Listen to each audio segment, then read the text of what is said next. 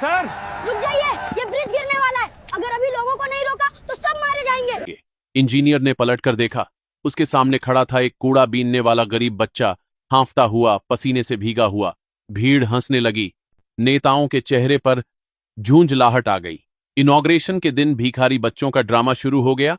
भगाओ इसे यहां से।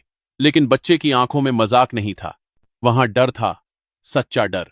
और अगले 30 मिनट बाद जो हुआ, उसने वह मौजूद बड़े नेताओं से लेकर आम लोगों के होश उड़ा। जानने के लिए बस आप आखिर तक देखते रहिए, और हो सके तो ऐसी वीडियोस देखते रहने के लिए सब्सक्राइब जरूर करें। शहर में आज एक बहुत बड़ा दिन था। चारों ओर पोस्टर लगे थे, बैनर लगे थे, होर्डिंग झिलमिला रहे थे। नया फ्लाईओवर, नए शहर की नई पहचान। टीवी वाले चैनल इसको डेवलपमेंट का नया अध्याय कह रहे थे। बड़े बड़े नेताओं की फोटो के नीचे लिखा था, जनता को समर्पित। लाल फीता, फूलों की माला, मीडिया, सुरक्षा घेरा, विप गाड़ियां, सब कुछ तैयार था। शहर के बीचों बीच बना यह नया ब्रिज दोनों तरफ की भीड़भाड़ को कम करने वाला था। स्कूलों, ऑफिसों और अस्पतालों को जोड़ने वाला यह पुल आने वाले सालों के लिए लाइफलाइन कहा जा रहा था। लोग दूर दूर से सिर्फ देखने आए थे कि आखिर ये नया फ्लाईओवर कैसा दिखता है। ऊपर तिरंगे के झंडे लगे थे, साइड रेलिंग पर ताजे फूल लटके थे। वाईपी एंट्री से एक सफेद एसयूवी रुकी। उसमें से निकले शहर के बड़े नेता, साथ में कलेक्टर, पुलिस कमिश्नर और चीफ इंजीनियर। कैमरों की फ्लैश चमकने लगी। माइक उनके सामने कर दिए गए। उद्घाटन शुरू होने ही वाला था। मंच पर लगा बड़ा सा होर्डिंग कह रहा था, शहर का सबसे मजबूत पुल। इसी बीच दूर से एक दुबला पतला, मैला कुचैला बच्चा तेजी से भागता हुआ आता दिखा। वह दौड़ रहा था, हाँफ रहा था। उसके हाथ में कोई बस्ता नहीं, बल्कि कूड़े का एक पुराना बोरा था। कपड़े फटे हुए, बाल बिखरे हुए, चेहरा धूल से भरा हुआ, लेकिन आंखों में घबराहट थी, ऐसी घबराहट जो झूठ नहीं लगती। सर, रुक जाइए, ये ब्रिज गिरने वाला है।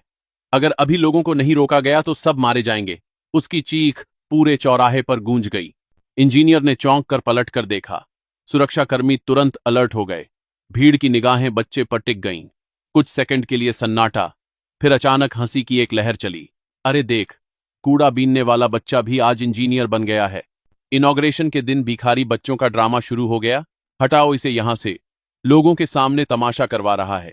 किसी ने मुंह बनाया, किसी ने दुख भरी हंसी हंसी, किसी ने मोबाइल निकालकर वीडियो बनाना शुरू कर दिया। नेताओं के चेहरे पर झुंझलाहट आ गई। सुरक्षा अधिकारी कन्फूसिया रहे थे। साहब, मीडिया है, बच्चे को हाथ से मत छूना, बस साइड करवा देते हैं। लेकिन उस बच्चे की आंखों में मजाक नहीं था, वहां डर था, सच्चा डर। जैसे उसने कुछ ऐसा देख लिया हो जिसकी कीमत ये लोग अभी समझ नहीं रहे। उसका नाम था रोहित। उम्र मुश्किल से 12 साल। किसी स्कूल की यूनिफॉर्म नहीं, कोई बैग नहीं, कोई ईड नहीं, सिर्फ कंधे पर टंगा एक गंदा बोरा जिसमें से खाली बोतलें, प्लास्टिक, कबाड़ झांक रहा था। रोहित रोज इसी ब्रिज के नीचे कूड़ा बीनता था। जब से पुल बनना शुरू हुआ था, वह रोज यही आता जाता था। कभी पिलर के पास खेलता, कभी ऊपर से गिरा सीमेंट का टुकड़ा उठाता, कभी बची हुई लोहे की रॉड देखता। ऊपर से किसी को लगता ये तो सिर्फ कूड़ा उठाने वाला बच्चा है, पर नीचे से वह रोज रोज कंस्ट्रक्शन को अपनी आंखों से देख रहा था। नीचे से उसने सब देखा था। सीमेंट कम डलता था। मिश्रण बनाते वक्त मिक्सर में जितना बैग सीमेंट डालना चाहिए था, उससे कम बैग में जो है आला जाता। सरिये की मोटाई घटाई जाती थी। जहां मोटे रॉड लगने चाहिए थे, वहां पतले लगा दिए जाते। रेत में मिलावट होती थी। आधी रेत, आधी धूल, कुछ बजरी, कुछ गारा, बस जैसा भी सस्ता पड़े वैसा डाल दिया जाता। कई बार उसने देखा था कि मजदूर आपस में बात कर रहे हैं। ठेकेदार ने बोला है जल्दी खत्म करो वरना पेमेंट लेट हो जाएगा। कोई कहता इतना भी कौन चेक करने आएगा, नीचे से ऊपर से पेंट हो जाएगा, सब ठीक दिखेगा। रोहित ने 1-2 बार ठेकेदारों और साइट सुपरवाइजरों को यह भी कहते सुना था, अरे छोड़ो, इतना काफी है, ऊपर से कौन देखने आएगा, दिखने में पुल मजबूत लगना चाहिए, अंदर से कौन घुस के चेक करेगा। एक दिन जब ब्रिज के बीच वाले हिस्से पर स्लैब डला जा रहा था, रोहित हिम्मत करके पास चला गया था। उसने डरते डरते कहा था, अंकल, इतना कम सीमेंट ठीक नहीं है, ब्रिज कमजोर हो जाएगा ना। ठेकेदार पहले तो उसे घूरता रहा, फिर जोर से हंस पड़ा, तू हमें सिखाएगा, इंजीनियर है क्या, जा जा अपना कूड़ा उठा, ये बड़े लोगों का काम है, समझा। मजदूर भी हंस पड़े थे। किसी ने उसके सिर पर हल्का धक्का देकर उसे पीछे कर दिया। रोहित चुपचाप हट गया। पर उसके दिमाग में वो पूरा मिक्सिंग प्रोसेस ऐसे ही चल रहा था जैसे कोई फिल्म रिवाइंड में। रोहित के पिता कभी मिस्त्री थे, घरों, दुकानों और छोटी मोटी इमारतों की ईंट गारा का काम करते थे। वह कोई इंजीनियर नहीं थे, पर काम जानते थे। रात को अक्सर बेटे को समझाते, बेटा, इमारतें दिखती नहीं, गिरती हैं तब समझ आती हैं। जब बन रही होती हैं तो सबको बस पॉलिश और पेंट दिखता है, जो अंदर डालते हैं वही असली सच होता है। कभी भी आधा अधूरा काम मत करना। एक बार बारिश के मौसम में किसी पुराने मकान की छत गिरी थी।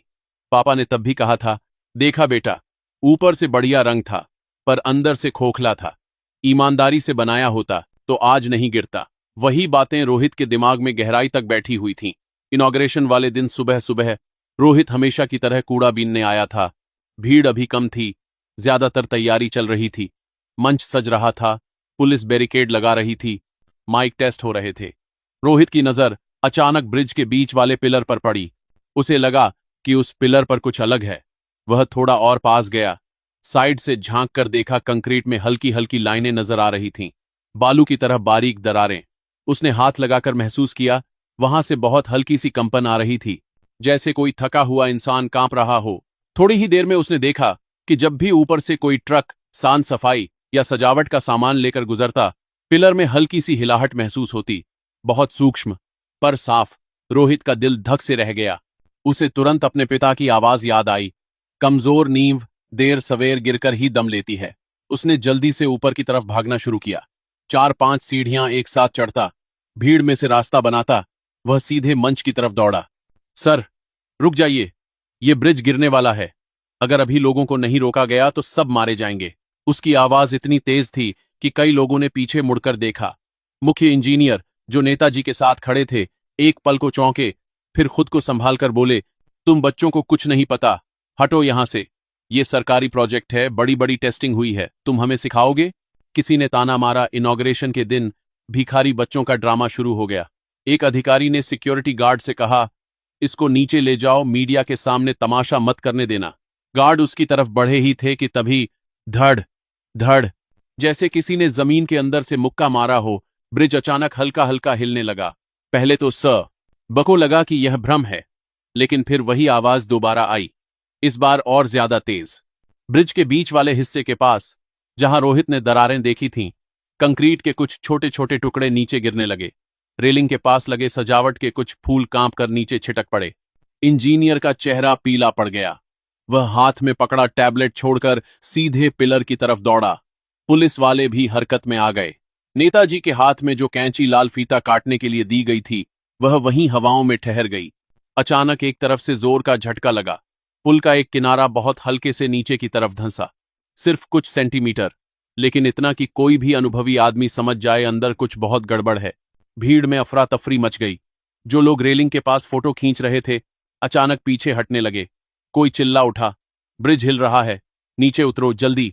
बच्चे रोने लगे, औरतें घबरा गईं, कैमरे हाथ से छूट गए, कोई केबलों में उलझ गया, कोई गिर गया। अगर उद्घाटन शुरू हो चुका होता, अगर नेता, अफसर, मीडिया और आम लोग सब ब्रिज के बीच वाले हिस्से पर पहुंच चुके होते, तो शायद दर्जनों सैकड़ों लोग उसी वक्त पुल पर होते। और अगर उसी समय यह झटका थोड़ा और बड़ा होता, तो कल्पना भी डरावनी लगती थी। पुलिस ने तुरंत लोगों को नीचे उतरने के लिए कहा। लाउड स्पीकर पर अनाउंसमेंट होने लगे, सभी लोग कृपया शांत रहें, पुल से नीचे उतरें, दूर जाएं, यहां भीड़ न करें। ट्रैफिक को रोक दिया गया। फायर ब्रिगेड और डिजास्टर मैनेजमेंट की टीमों को कॉल कर दिया गया।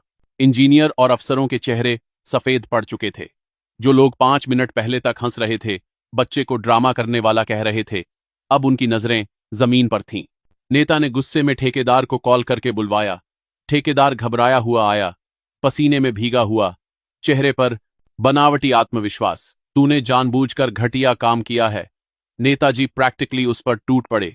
नहीं साहब, सब नियम से किया गया, सब रिपोर्ट पास है। वह हकलाने लगा। जांच शुरू हुई। तुरंत फुरत सैंपल लिए गए। सीमेंट की क्यूब टेस्ट रिपोर्ट निकाली गई।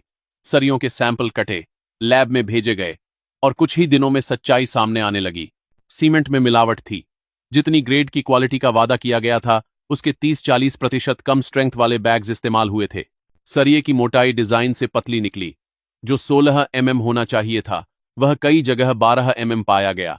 कुछ जगह तो पुराना जंग लगा स्क्रैप तक इस्तेमाल किया गया था। रेत में मिट्टी और धूल की मिलावट साबित हो गई। जिस रेशियो में कंक्रीट बनना चाहिए था, उससे कम सीमेंट, ज्यादा रेत और रोड़ी डाली गई थी। कागजों पर सब कुछ परफेक्ट था, पर जमीन पर पुल आधा अधूरा, कमजोर और खतरनाक था। ठेकेदार गिरफ्तार हुआ, उस पर मुकदमे चले। कई जूनियर अफसर भी इंक्वायरी में फंस गए। सिस्टम की पोल खुलने लगी। मीडिया ने हेडलाइन चलाई, नया पुल बनने से पहले ही टूटा, किस किस की मिली भगत। लेकिन उस दिन मंच पर खड़े सब लोगों की नजर अब सिर्फ एक तरफ थी, रोहित पर।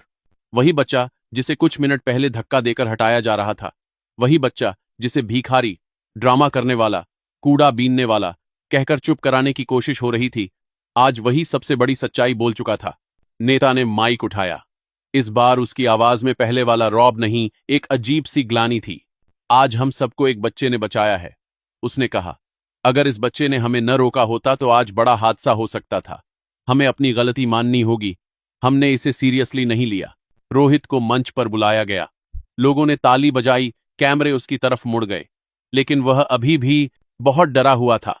इतनी भीड़, इतने बड़े बड़े लोग, लाइसेंसधारी बंदूकें, टीवी वाले, सब कुछ अचानक उसके सामने था। जब वह मंच पर चढ़ा तो उसके पैर कांप रहे थे। किसी ने उसके कंधे पर हाथ रखा। घबराओ मत बेटा। उसकी आंखें भर आईं।